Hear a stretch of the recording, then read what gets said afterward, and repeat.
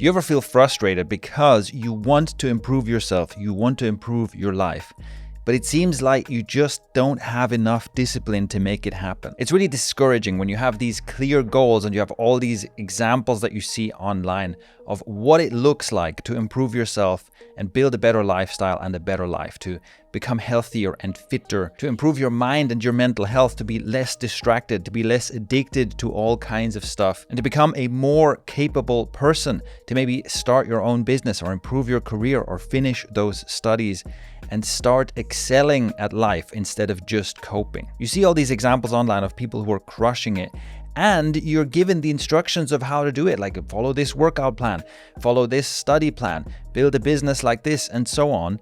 And yet it seems like you just can't get yourself to do this, or you don't have enough discipline to get the kinds of results you see other people getting. Well, today, let's do something unusual. Let's look at one way in which this whole idea of using discipline to improve your life might actually backfire. I know this sounds strange, but there is a way in which the typical kind of advice you find about how to improve yourself, and especially the kind of advice about how to become a better man that you find online, can actually do the opposite of what's intended. Because there's this story that is essentially you gotta work hard and use discipline to do the tough things, to do the right kind of suffering that leads you to the long-term results you want. And of course, in part, this makes a lot of sense. We're all aware of how when we are pursuing short-term pleasure and instant gratification and comfort, that leads to outcomes in the long term that are not that great. So yes, right now, what feels great is to whip out my phone, start scrolling through some social media feed, maybe eat some chips or some chocolate or something else. All of that is stimulating, it's entertaining, it feels good in the moment. But then what happens if I keep doing that, if I spend my days just scrolling and eating junk food? Obviously, that leads to a life that I don't want. Like suddenly I feel sick and tired all the time. My mind is, I have brain fog. I can't focus on anything anymore. I turn into a couch potato, which leads to all kinds of other problems. Like I don't want to be that guy. So all this instant gratification leads to an outcome I don't want. That makes sense, right? And so it also kind of makes intuitive sense to kind of just flip that around to get the opposite result. So if I want to be someone who is smart and focused and fit and healthy and successful, if I want to be the opposite of the brain fog addict couch potato, let's just do the opposite of what that guy does. So don't relax, don't sit on the couch, don't eat the junk food, go work out, work on your business, focus, develop your mind, develop your social skills, and so on and so forth. And all this hard work will, in the long term, lead to the life and the outcomes I want. This message is everywhere, and they're very strong voices in the space, some of them with millions of followers. I'm thinking of David Goggins, Jocko Willink, also Alex Hormozi, and loads of others, right, who really portray this idea and really repeat this kind of idea over and over again. A lot of these guys make great content and inspire loads of people, and I have nothing against them. I just want to point to a potential blind spot that can simply happen if you're hearing this one story over and over and over again. You're seeing this one perspective and hearing that promoted from so many different places. The question is, what are you not seeing? What are we maybe missing because that story is so popular? Because yes, you can get the results you want and be successful and fit and healthy and all these kind of stuff using discipline and hard work and suffering. No doubt about it. But what if you could also get it without discipline and hard work and suffering? Let's look at a very simple example. So I don't want to be the couch potato. I want to be fit and healthy, and I want to be someone who exercises regularly because, well, it'll make me fitter, it will make me healthier, it will make me look better, which is then also good for my social life, obviously, but also this is great for my mental health, for my focus, my clarity. We know that exercise has so many benefits, not just for how you feel in your body or how big your muscles are or whatever. It also has so many mental health benefits. You just feel so much better, and you're also more productive and more focused and so on if you're someone who exercises regularly. And what I can do is I can decide, okay, I need to be exercising every single day for at least an hour, and then I can use discipline to force myself to do it. And that might be quite difficult. Let's say I've decided that what I need to do to reach my fitness goals is I need to do an hour of cardio every single day. And I've decided what I'll do is I'll get on a treadmill and I'll set it to whatever the speed is, and then I'll run for an hour until it's done on that treadmill. If I tried to force myself to do this every single day using discipline, that would be very, very difficult for me. I don't like running, and I especially don't like running on a treadmill. So could I do this? Could I use discipline to force myself to get fit by running on a treadmill for an hour a day? Probably not, to be honest, okay? I'm not that disciplined. Like, how long could I keep this up? Maybe for a challenge, could I do it every day for 30 days, like as a challenge? Yeah, okay, maybe, right? If I had a bet with a friend or something, maybe. But then after 30 days, after the challenge is done, I just never step on a treadmill again.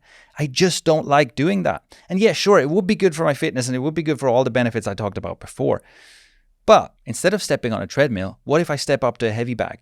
What if someone holds the pads for me and I do like a Muay Thai workout, hitting the pads? What if I do a bit of sparring, a bit of grappling?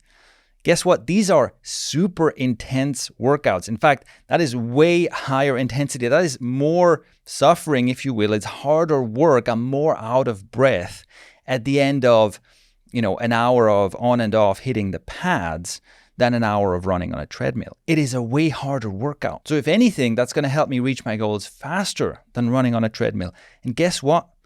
I want to do it because I love doing that. So just consider that for a moment. There's a way for me to reach my fitness goals that requires an enormous amount of discipline and forcing myself to do stuff I don't like and that I will probably give up on pretty quickly. And there's another way that is actually higher intensity that's probably going to make me fitter faster that doesn't require discipline at all because I enjoy doing it that much. So if I want to get these benefits of daily exercise, for me, it would probably be a good idea to just do the martial arts training every day instead of forcing myself to do something I don't like. And I'm not getting worse benefits from doing the type of exercise I enjoy. So surely that's worth considering. And look, the martial arts training versus running on a treadmill example, that's just my personal preference. Exercise is extremely beneficial, and there are thousands of different exercise activities that all essentially convey the same kinds of benefits. Whether you're swimming or cycling or running or playing ball or climbing or fighting or whatever, and whether you're doing these activities in a group or alone, as long as you're moving your body, as long as your heart rate is going up, as long as you're also maybe learning some new movement skills, you are getting the vast majority of the benefits that you want to get out of exercise. And there's only like some fringe benefits if you're like, okay, my goal is I have to, do a bodybuilding workout that absolutely maximizes how much muscle I put on and all this kind of stuff. Then yeah, sure, there's certain types of exercise that get you to that, let's say, goal physique a bit faster than others or whatever. But again, if we're looking at, 95% of the benefits that you get from exercise, there are thousands of options, and you might as well do whichever form of exercise you enjoy the most. And the same idea applies to loads of other stuff. If we just take one more example, let's say the habit of doom scrolling, you're scrolling through social media, through TikTok, whatever, you're overstimulating yourself all the time. That's what you do for stimulation and entertainment. And of course, I'm sure we've all done this, right? You know what you feel like afterwards. Like after a binge session, you feel pretty terrible. It tends to create a lack of focus. It tends to create overstimulation and overwhelm. And it also has this addictive quality where you kind of need it more and more, and it just creates more and more misery. It's clearly not a good thing to do, but because it's so addictive, we have the tendency to keep coming back to these apps and scrolling through them way more than we really should for our own good. So again, there's the couch potato habit that leads to the outcomes we don't want. So what would be the opposite of that? In this case, it would be engaging with actually substantive, long-form content. For example, reading a book, which pretty much does the opposite of all the stuff that doom scrolling does, right? It helps you actually train your focus. It teaches you things. It makes you feel inspired. And it is something that actually adds to your life. The more books you read, the more knowledgeable you are. And that is something you can use in your career or your business or in your personal life. Reading books is hugely beneficial, and I'm going to propose that as, the opposite to doom scrolling TikTok. And here's the same thing. You can try to force yourself to read books. You can pick up Meditations by Marcus Aurelius because you've heard a bunch of people talk about how that's a great book. And, it seems kind of classical and important. And then you start reading it and maybe you have trouble sticking with it. You have trouble relating to it because it was written thousands of years ago. And it's just not that great of an experience. And so you try to force yourself to stick with it. But as you're reading, you're constantly tempted to reach for your phone again. And it's a huge struggle. Or you can pick a book that you find absolutely fascinating. You can pick a book that's on a topic that you're deeply curious about and that is really well written, so that you can barely put it down once you start reading. And guess what? It can even be fiction, because lots of the benefits we talked about come from reading a fiction book as much as reading a self-help or business book. So just read something you really want to read, and read something that's so well written that it's easy for you to read it for an hour straight or longer. And then once again, you'll get like 95% of the benefits, but without any of the discipline and suffering required. And what it does in the long term is it establishes the reading habit. You become someone who reaches for a book instead of reaching for TikTok. And over time, you'll probably get into like more sophisticated books. And eventually you might read those philosophy tomes and actually enjoy it. But don't try to start there. Start with something that feels good. What I'm suggesting here might seem like it's just kind of lazy and maybe less good than being all hardcore and disciplined about it. But there are two very important psychological aspects that we have to look at. And this is why trying to go the stay hard, disciplined route might actually backfire. The first has to do with the psychology of what makes us addicted to all of this overstimulating stuff to begin with. If you've seen my content before, you probably know this idea that addictive behavior is always some kind of a coping mechanism. You are reaching for the addictive stimulation, whether that's sugar or social media or video games or something else, because you're trying to avoid something, you're trying to escape something. There are difficult feelings, there are negative feelings that you don't want to feel, and the stimulation is the distraction from that thing, right? So you're escaping these negative feelings, these difficult emotions with your addictive distraction. That's why what we all experience is that when externally our life circumstances become more stressful, we become more addicted, right? All of a sudden, you're binge eating even more, or playing video games or scrolling social media even more because of the stress in your relationship or the stress in your life elsewhere. That stress is causing more difficult feelings, more things you want to escape, and so that drives you towards your addictive behavior. So what does this have to do with trying to use discipline to improve our lives? If you frame this problem as, I need to become more disciplined and do the hard work in order to improve myself, that potentially creates even more stress and pressure from which you will want to escape. So I try to force myself to read the boring book, and then I put it away and end up on my phone again. Now I feel like a failure. That feels bad. That's a bad emotion.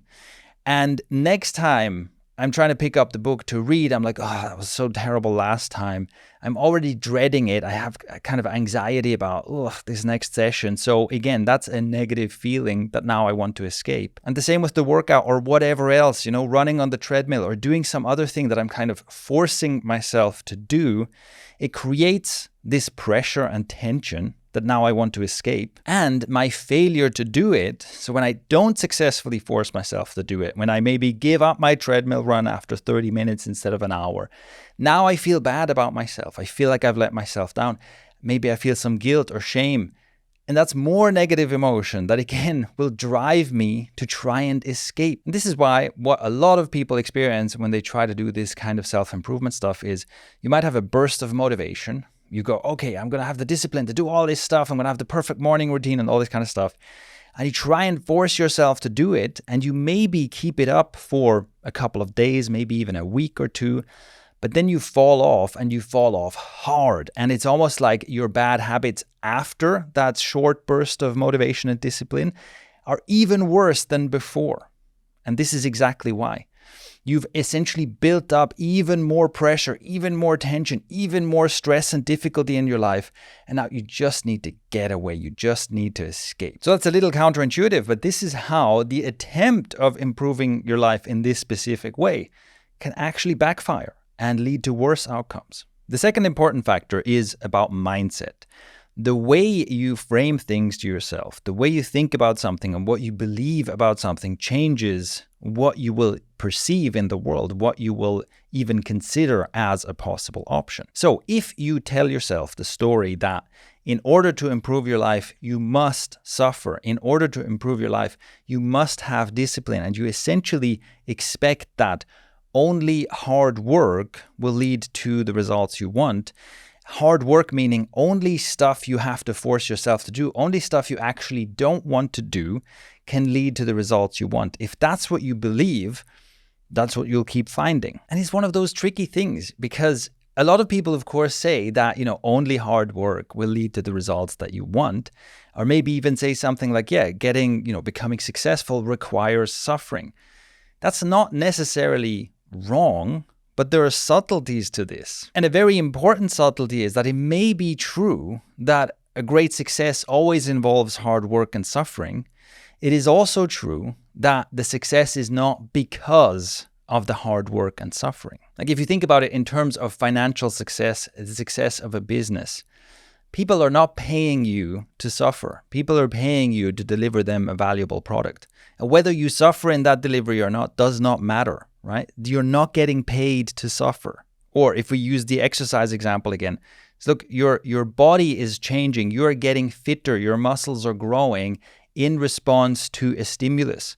Whether you enjoy that training or not doesn't matter. Your body is not growing stronger because you're having a bad time.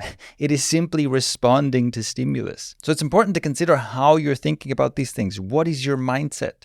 Because like I said, if you're convinced that you have to suffer in order to succeed, you will always find ways to make yourself suffer.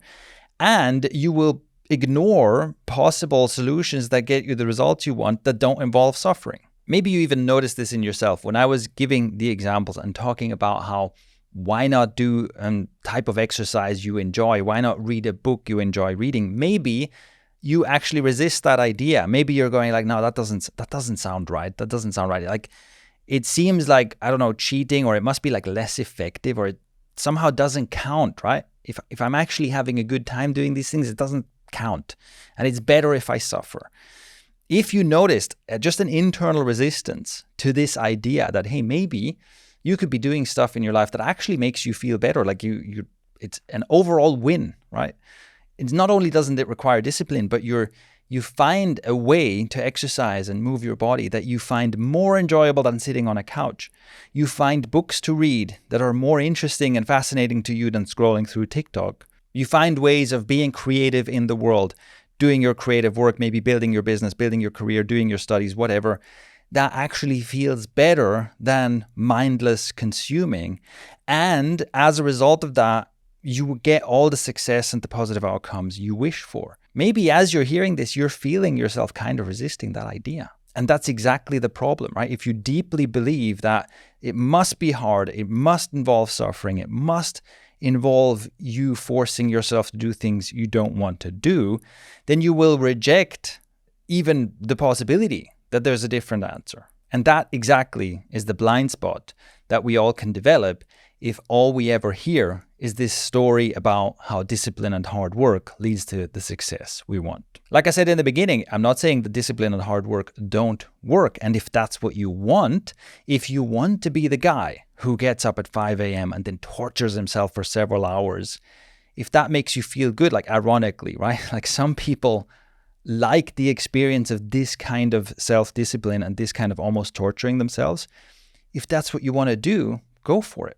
But if that kind of approach is not working for you, and if you're someone who seeks more of a kind of a balanced life, so rather than I have to get the absolute maximum performance out of myself and I have to be maximally successful in the shortest amount of time possible, if you're more like, actually, I kind of want to have a balanced life. I don't want to sacrifice loads of parts of myself in order to, become the super successful entrepreneur or something like that.